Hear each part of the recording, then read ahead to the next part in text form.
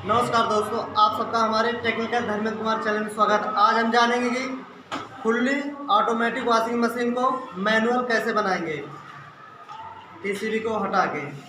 तो आइए चलिए देखते हैं। किसी भी फुली ऑटोमेटिक वॉशिंग मशीन को हम मैनुअल कैसे करते हैं।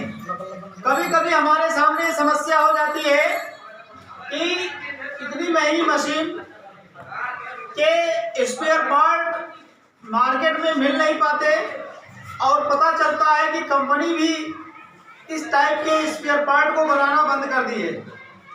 तो ऐसे स्थिति में हम उस मशीन को यूज नहीं कर सकते, अर्थात हमें क्या करना होता है, मशीन को कबाड़ में भेज देना पड़ता है। तो इस तरह से हम आपको इतनी महंगी वॉशिंग मशीन बेकार न जाए, इसके लिए मैनुअल कनेक्शन करके हम इस मशीन को दोबारा रीस्टार्ट कर सकते हैं। जैसे किसी ऑटोमेटिक वॉशिंग मशीन का पीसीबी खराब हो गया है, तो मेन इसका पीसीबी होता है। पीसीबी के द्वारा किसी भी फुली ऑटोमेटिक वॉशिंग मशीन को चलाते हैं। जैसे पीसीबी में हम प्रोग्राम को इंस्टॉल कर देते हैं, उसके बाद स्टार्ट बटन को पुश करने के बाद मशीन ऑटोमेटिक पानी को लेता है, पानी को ड्रेन करता है, वॉश मोटर चलता है, स्पिन मोटर चलता है। तो इस प्रकार से हमारी फुली ऑटोमेटिक वॉशिंग मशीन कार्य करता है। लेकिन जब इसका पीसीबी खराब हो जाता है, फुली ऑटोमेटिक के पीसीबी को निकाल दिया गया है और उस मशीन को मैनुअली कनेक्शन करके चलाया जाएगा। हमारा वही कार्य होगा, पानी भी निकाला ये मशीन निकालेगी, वॉश भी होगा, स्पिन भी होगा और जरूरत के हिसाब से मशीन के अंदर पानी भी इन होगा। अब ये कार्य कैसे कराया जा रहा है, देखिए ये हमारा वाटर पंप मोटर है। इसमें एक अलग से स्विच लगा करके हमने न्यूट्रल इसको डायरेक्ट दे दिया है। हेड सप्लाई एक स्विच लगा करके चलाया गया है। अब हमें कितना पानी चाहिए वो हमें टब में पानी देख करके स्विच को बंद करना है, जिससे ये मोटर पानी को खींचना बंद करेगा, अर्थात टब में पानी नहीं गिरेगा। या फिर हम टब में पानी किसी और मैनुअली विधि से भी डाल सकते हैं। डायरेक्ट पाइप के द्वारा भी पानी गिराया जा सकता है, मोटर चला के भी गिराया जा सकता है। फिर इसके बाद क्या है, वॉश मोटर को चलाने के लिए और इस यहाँ पर वॉश मोटर और स्पिन मोटर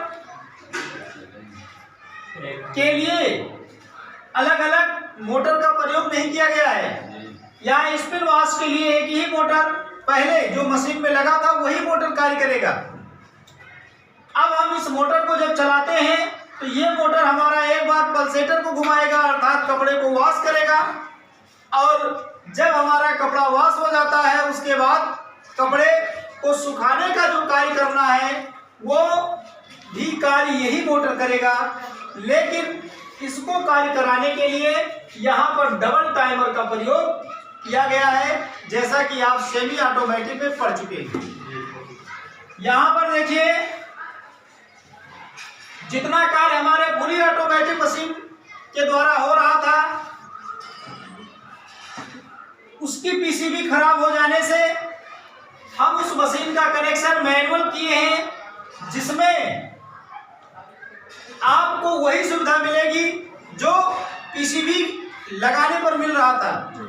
कैसे, देखिए यहाँ पर कुछ कार्य आपको मैनुअल करने होंगे।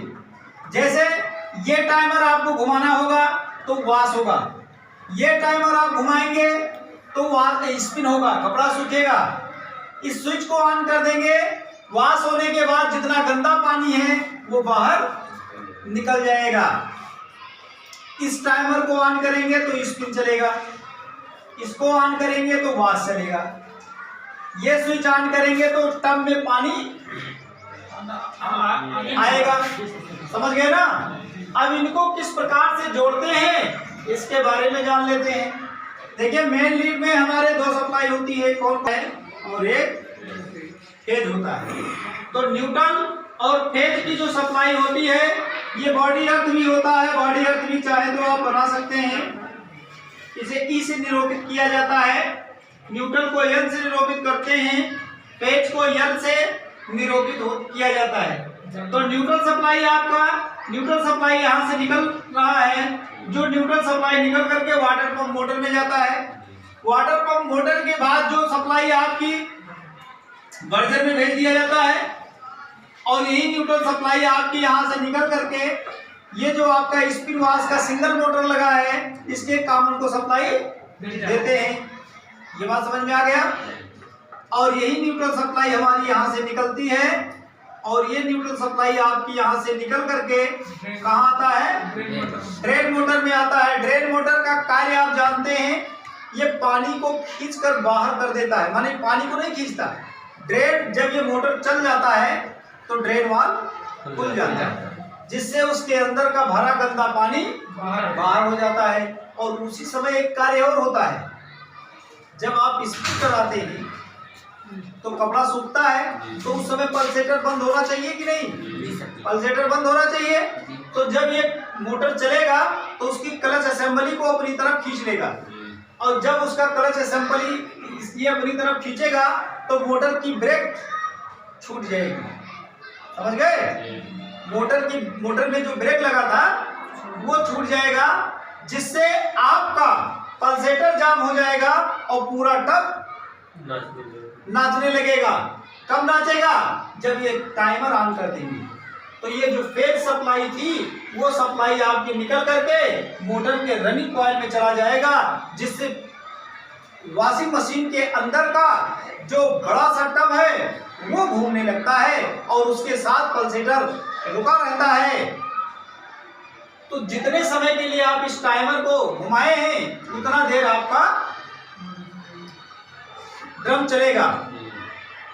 इस तरह की वायरिंग कई मशीनों में अब तक करके दे दिया गया है, जिसे आप लोग यहाँ पर अपने हाथों से एक एक वायर की वायरिंग करेंगे, तार को जोड़ेंगे, मशीन को चलाकर देखेंगे, लोड देकर देखेंगे, सबको समझ में आएगा। आगे बात समझ में?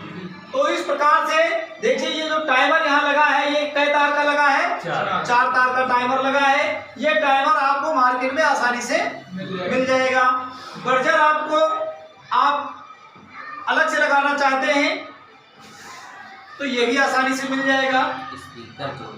ऑन ऑफ स्विच है, फिर ऑन ऑफ स्विच आपको अनेक मॉडल का मिलेगा 1 वे। उसके बाद ये आपका स्पिन टाइमर है, ये आपका सेमी ऑटोमेटिक में जो टाइमर प्रयोग करते हैं वही टाइमर है।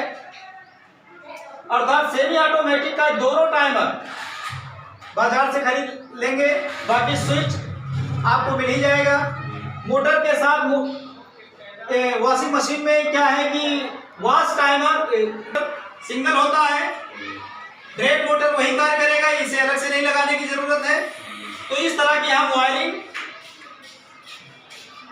जब अपने हाथों से करके इसे चला कर देख लेंगे तो हमारा विश्वास बढ़ जाएगा। ठीक है ना? तो प्रैक्टिकल इसका करा दिया जाए।